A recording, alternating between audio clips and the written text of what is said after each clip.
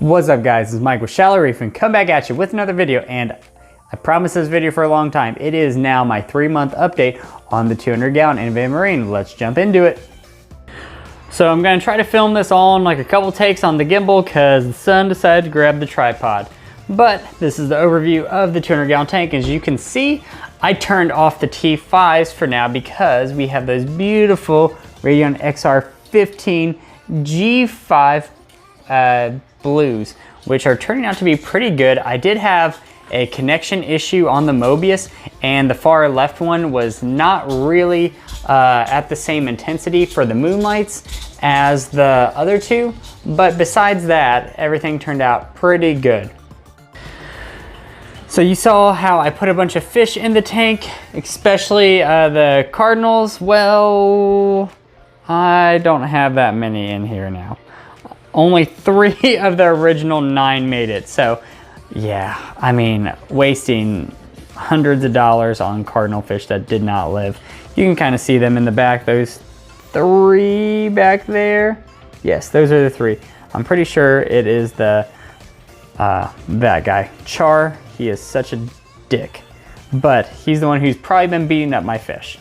Overall though, the fish are doing pretty well, except, well, I guess they're not doing really well because one of my blennies is gone. Fred, the lawnmower blenny, I don't know where he's at, man. He's been missing for like a week.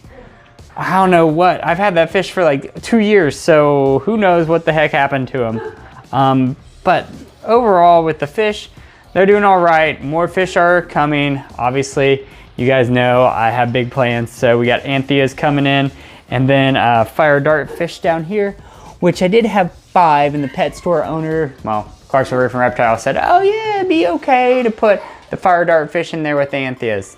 Nope, definitely not okay. The Antheas beat the living daylights out of him. And I started with 5 fire dart fish and 5 TR Antheas. Now I got 5 TR Antheas and 1 fire dart fish. So, not good.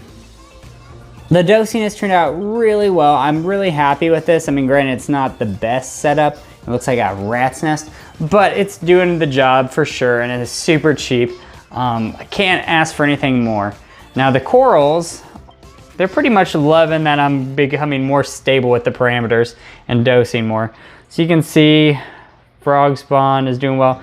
The hammers are not, because they do not like this flow like at all. It's too strong, but I can't really find a good spot for them.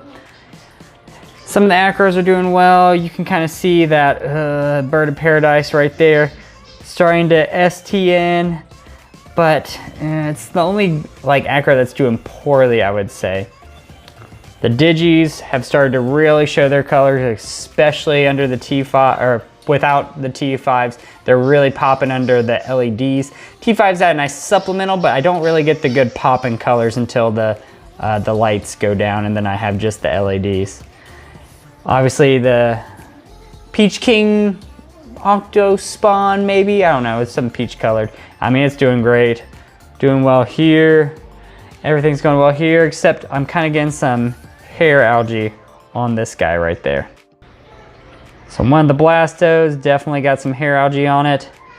I decided to move back the Dragon Soul Favia to the back because it was up here, didn't like it, because I really want to get it on some frag discs and start fragging this beautiful coral. I'm loving it. I mean, it's obviously it's one of my favorite corals ever. Coming up top, you can kind of see, you can't really see because it's getting washed out with the lights, but that is a Walt Disney. There we go. The Walt Disney, it's more pink right now. It needs to be hit by higher par, but overall it's looking good. Coming down to the pump, yes, I decided to put my little, like it's an aqua top battery backup in case the power gets cut out. It'll hit this guy because I don't have the battery backups just yet to run the pumps, but I definitely need to clean this Octopulse. It is still super strong at the lowest setting, and it's all gunked up. Honestly, having it gunked up has probably benefited the tank because those hammers down there are still getting smashed by the flow. And swinging over to this side, Still, the Duncan, still a showpiece of the tank. Loving the Duncan. It's just gorgeous, absolutely gorgeous. Man, look at these guys. They just think I'm gonna feed them every single time. Oh yeah, Dory. If anyone was ever seen that video where Dory was not doing well, Dory's doing fabulous. She is big, fat, and healthy. I think she's grown even more. I feed her like probably too much. I've been feeding twice a day to help with like some of the aggression, especially with these cardinals. So the cardinals are getting fed twice a day, same with the antheas, because the antheas need to be fed twice a day. And the cardinals have definitely started bulking up. All the fish have gotten bigger since I've gone to 2 times a day feeding. I mean, I probably feed 2 times a day, 5 days a week. Today I probably won't, just because crazy stuff has been happening. So you guys know how I had that big mess in the garage, right? Well, I had even a bigger mess. My hot water heater went out. Yeah, of course. $1,700 they were quoting me, so my dad came down from Ohio, helped me put one in, bought one for like 600 and yeah, about $600 with everything, with the pipes and everything, kind of like piecing it together, about $600. Put that together, but now I'm $600 poorer, but I saved $1,000, which is good. But with that being said, probably not gonna get a MacBook. I really was looking for like the MacBook 13-inch, the new one that just came out, just to get some better video edits going, because man, I am kind of not really wanting to do any more of the DJI Mimo. I mean, it's good for what it is, but I kind of want to up my game, but that's just kind of out of reach right now. I don't know, if we get this stimulus check, who knows, I might buy it. My wife would murder me though, because we have our son in daycare now. If you can't tell, he's screaming like a banshee in the background because mom's playing with him. Moving down to the control board, everything is kind of a rat's nest. Now you can see I have that yellow wire. That is for the QT tank. I purposely made it, well, purposely grabbed the yellow one to be like, hey, don't mess with this. But everything is looking pretty good in here, I would say.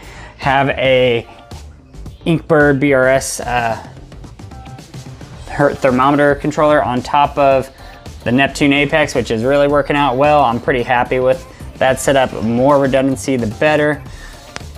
Obviously, got the return over here, and I got the Octopulse, and the Reef Octopus skimmer, the Regal space saving skimmer, amazing.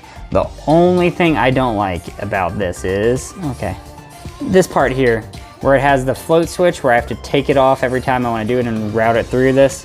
Kind of stinks. It is what it is. I mean, it's great for long vacations and stuff, and you know, if you have a history of like overflowing, especially in the skimmer, that's great, but one of the things I didn't think about was kind of running this through here. Oh yeah, if anyone's asking about this hydrofill, it's actually really good. I like the sensors because I do a lot of water changes, and when I do the water changes, yes, I know you're supposed to do a lot of water changes. Don't mind this. The sensors move. The sensors back there, even if it gets a little too high, it's not gonna beep and set it off alarm, which is a good and bad thing. But for me, it's a good thing because I kind of dump all the water in here. And yes, you see this is the acclimation box. I'm about to be acclimating the fire dartfish on Friday, and then probably on Monday, acclimate the antheas. But if you haven't noticed, it's laying on something. Yes, I've just been really lazy and haven't gotten that video out yet because I still have to do one thing to finish up this lid. But that'll be a video coming in the near future. So overall, the tank is doing great. Can't complain with the main display. QT tank for the corals, not so much. We'll have to talk about that later in an updated video. But 200 gallon Innovative Marine EXT, 3-month update. Pretty happy. I haven't packed it full of corals. I'm trying to let it hit its stride, and then once it hits its stride, then I'll start packing this baby full of corals. Well, I also have some corals upstairs. Whatever is remaining from the QT nuking of it, oh my gosh, that is a disaster. But yes, happy with this tank. Can't wait to get some more fish in here, and can't wait to get some more coral in here. But it's a long, slow process, so I'm trying to take my time, not rush anything, and not, you know, get stuck on the fact that I don't have as many fish and corals in here as my previous tank, because that previous tank was just packed. One day this will be packed, but I'll probably do an update video on this every 3 months. I also need to start doing more on taking pictures of the corals, because the pictures are something that are really going to show the growth of the tank. So I'll probably put one of those together in the near future. All right, guys, like, comment, subscribe. Comment below, let me know what you think about the video. Let me know what you think about the tank. I'm pretty happy with it. I will see you next time.